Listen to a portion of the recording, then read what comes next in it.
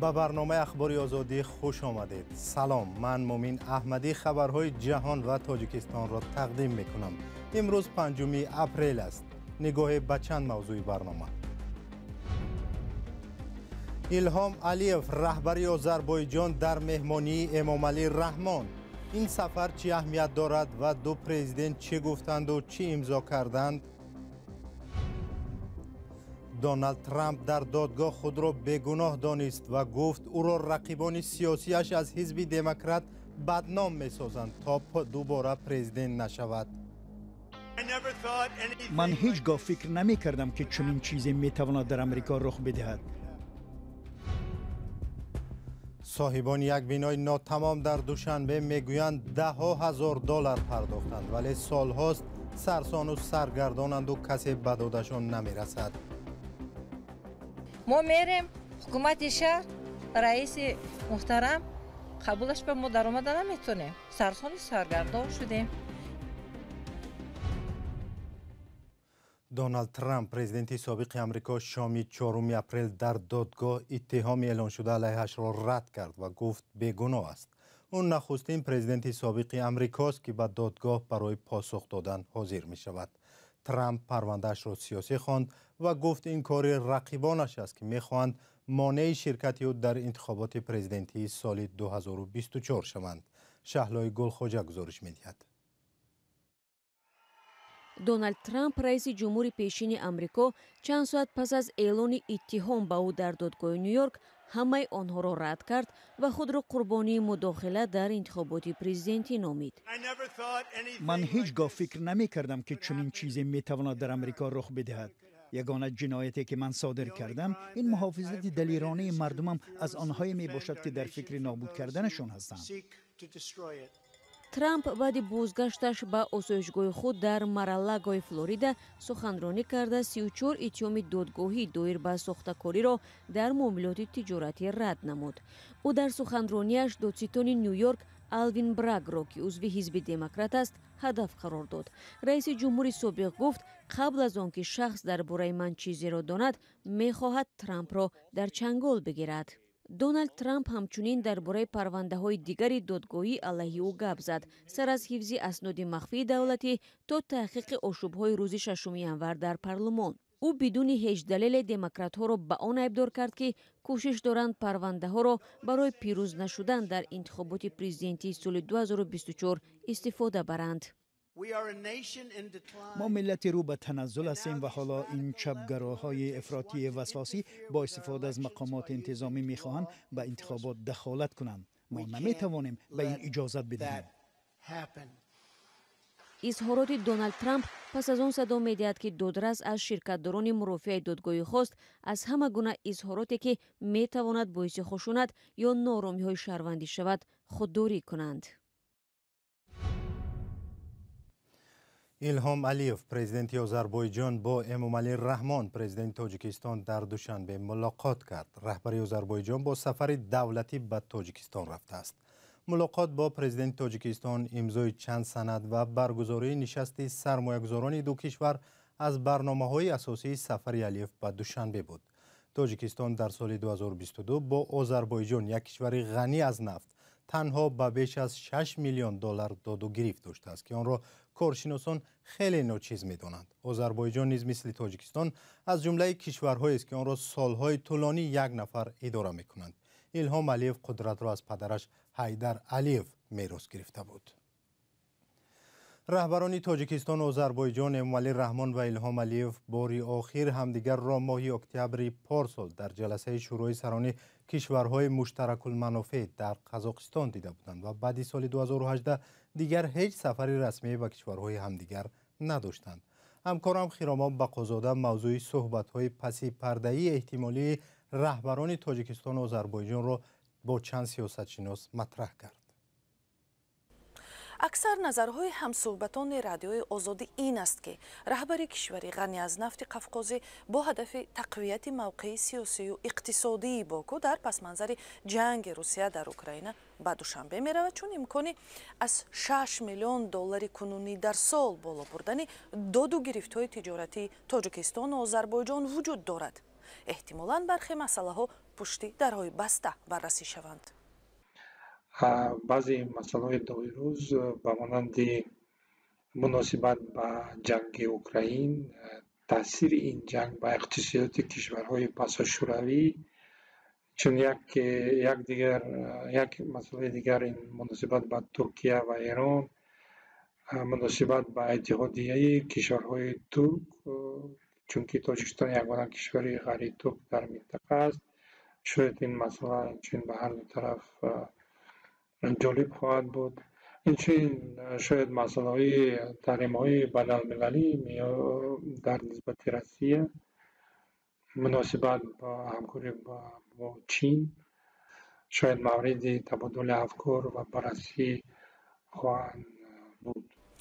آذربایجان و تاجیکستان را تاریخچه به هم مانند بعد پاشخوری شوروی مثل مناقشه های مسلحانه داخلی و اختلاف های مرزی با نزدیکترین همسایه ها ارمنستان و قرقیزستان، پیروی اسلام بودن اکثر جمعیتشان، مدیریت رژیم های خودکامه عائلوی، سرکوب آزادی ها و حقوق انسان، همفکری سیاسی در بسیار مسائل بین المللی و روابط خوب با روسیه به هم شباهت می دهد. تفاوت اساسی در وضع اقتصادی کشور هاست. تجارت و سرمایه گذاری میان دو کشور عین زمان در سطح خیلی مینیمالی است. از این رو احتمال علیوف در این سفر دالان ترانزیتی آسیای مرکزی را به اروپا توسط قفقاز تبلیغ خواهد کرد. در حالی که روسیه ضد اوکراین می جنگد، این راه را چون یک راه الटरनेटिव تشویق خواهد کرد. به ویژه بعد از پیروزی آذربایجان در جنگ سال 2020 بر ارمنستان برای قره‌باغ کوهی، این دالان برای انتقال بار و کالا در میان بحر کاسپی و بحر سیاه باز شد و این مسئله ها احتمال مطرح می شوند. مطبوعات آذربایجانی اینچنین از انرژی برقرار شونده و توسعه پرواز هواپیماها همچون موضوع گفتگوها در دوشنبه یاد کرده است.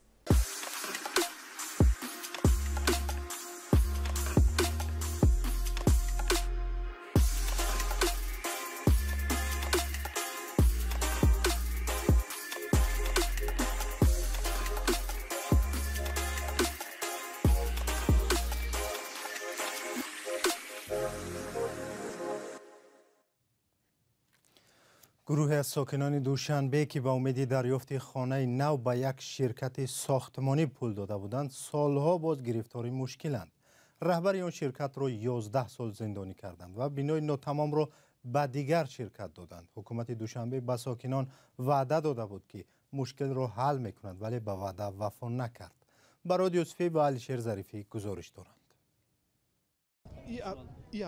با گذشت نزدیک 3 سال از دستور رئیس شهر دوشنبه، سرنوشت 32 اویله از 59 اویله جبردیده از یک شرکت ساختمانی هنوز ناروشن باقی میماند. شهردار دوشنبه سال 2020 با تأسیس یک کمیسیون دستور داده بود که مشکل مشتریان سیو ساختمان در ناحیه سینو را در طول 1 سال بحث و بررسی کرده، در این مدت آنها با منزل‌های نوساخت تامین شوند. رئیس ناحیه سینو سلیم زاده در وقتش همین خیلی تصدیق کرد که این شرکت رو به ساختمان ارت‌انشاءات وابسته کند، لیکن از اونجا 27 نفر رو جدا کردن و ما 32 نفر یک طرفه موندیم. وقتی که ما حلنامه سودی داریم، من از 2014 پول دادم، $50,000 تا حاضر دویده ایستادم، لیکن یگان نتیجهش نیست و ما در کوچه موندیم. ما خانه نداریم حاضر. من فرزندهای معیوب دارم، 3 نفر معیوب دارم، خودم هم معیوبم. این بنای ناتمام را باید شرکت سیو ساختمان می ساخت، اما سال 2018 رئیس آن با جرم قلابی به 11 سال زندان محکوم شد. سال 2020 مقامات ناحیه سینا مسئولیت ساختمان این بنا را بر دوش شرکت ارت انشاءات گذاشت. بر اساس پیشنهاد مقامات 27 نفر آنها جبردیده اعتراف شده باید از بنای نوساخت دیگر این شرکت صاحب منزل شوند، زیرا به گفته مقامات آن زمان تنها 27 نفر آنها حلنامه دادگاه را داشتند. بعدا این 32 نفر نیز به دادگاه مراجعت کرده همچون جبردیده اعتراف شدند. ما میریم حکومت شهر، رئیس محترم قبولش به ما در آمده نمیتونیم، سرسانی سرگردان شدیم که به مراجعت کنیم، مگر هم با التماس کنیم رئیس که مشکلات ما یک حل نمایند. پولی که 32 عائله برای بنیاد بنای 9 قبطه به شرکت سیو ساختمان پرداخت کردند بیشتر از $500,000 آمریکایی است. پرداخت کردگی امی ادمو ای $6,000 سرشیدگی تا $40,000. اگر خیلی همگی حساب کنیشه $550,000 میشه. هم خیلی ما یک بار دیگه حساب کتاب کرده بودیم $550,000 شدگی. ما خدمت اگر خیلی حساب کنیم 34,000 سپاریده بودم، همه 34,000 تو خوازی اگر حسابش کنیم 29,000 دیگه موندگی ایده دستشون. روزی 4 اپریل در حکومت ناحیه سینو تصدیق نمودند که از مشکل مشتریان خبر دارند، ولی کسی حاضر نشد موضوع را شرح دهد. در آنجا گفتند ساکنانی که دعوا دارند سندهای رسمی نداشتند، ولی مشتریان با نشان دادن سندهای خود چنین ادعا را رد میکنند. مسئولان حکومت دوشنبه نیز با تماس‌های با تکرار ما پاسخ ندادند. در چند سال اخیر در پایتخت تاجیکستان و منطقه‌های دیگر کشور بحث‌ها اطراف ساختمان‌های ناتمام بیشتر صدا می‌دهد. و یک خبر فرهنگی از ازبکستان. هنرمندان بخارایی میگویند پس از مرگ اسلام کریموف در سال 2016 و بازتر شدن مرزها محصول هنرشان خریداری بیشتر پیدا کرده است. هنرمندان اشیای قدیمی را میسازند که سیاحان خارجی خوش دارند. همکارم فرزان محمدی به دکان یک هنرمند بخارایی سر زد و این گزارش را تهیه نمود. حالا از هر حجره مدرسه های نامی بخارا که چندین سال درهایش بسته بود صدای سکه‌زنی کندکارها شنیده می شود. بعدی باز شدن مرزها و آسان کردن دریافت روادید اکثر چنین بناهای قدیمه را مقامات ازبکستان بازگشایی کردند و همچون استخوانه به هنرمندان رایگان دادند تا سیاحان را جلب نمایند. این از اتوبوم میراث ماندگی مایه، این بخارای کندکاری است. این فقط بخارا به هست، این ازبکستان به اکنون کندکاری هر جا به هست، مثلا هندوستان به هست یا عراق به هست یا وی به هست، همه جا عرب دولتاش به هست. این انا همینش این بخار است که چیکار که میگید نه بخار کندکاری فقط بخارا به. جمشید صابیروف کندکار و سکه‌زنی بخارایی 35 سال است که کسب بابایش را دوام می‌دهد. این نوع لعلی ها را که از متل برنجی و میس می سازد بیشتر همچون آرایش در خانه ها و برای جای دادن میوه ها سیاحان از او می خرند. تا چنین رنگ گرفتن وضع ازبکستان و احیای دیگرباره هنرهای قدیمه وی به روسیه می رفت. حالا جمشید می گوید از این کسبش روزیش خوب می گذرد. من گذشته سال سمید شد. سمید به ناشکری نمی کنیم یک 500-600 همتونین لعله زکات شد. ما کنده تخته برده دادیم سمیدن همون مایه سنتبر شده بود تو پرزیدنت شافقی تو پرزیدنت شما همشون بودن و یا همون رو با پدر که میکنن پرزیدنت ما میگرنده اما خودمون آدمو میگرن. گرم شدن بازار هنرمندی جوانان و نورسان بخارایی را هم به دکانهای کندکاری کشیده است. دیار عبدالرؤوفوی 15 ساله تقریبا 1 سال باز به آموزش کندکاری در روی متل پرداخته است و آینده می‌خواهد این کسب قدیمه را دوام دهد. آرزو است، همتیگ آرزو است. دوست داشتن، کلام دوست داشتن. بخوره با نوام دارن همتیگ. نوام برد.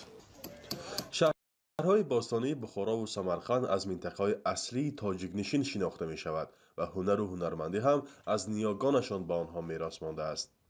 ساکنان بخارا میگویند با گشاده شدن مرزها هم زبانان بیرون از ازبکستانیشان هم نزدیکتر شدند. حالا آنها در روحیه همجواری و دوستی در این همسایه کشور تاجیکستان عمر به سر میبرند و امیدوار از مناسبتی بهتر هستند.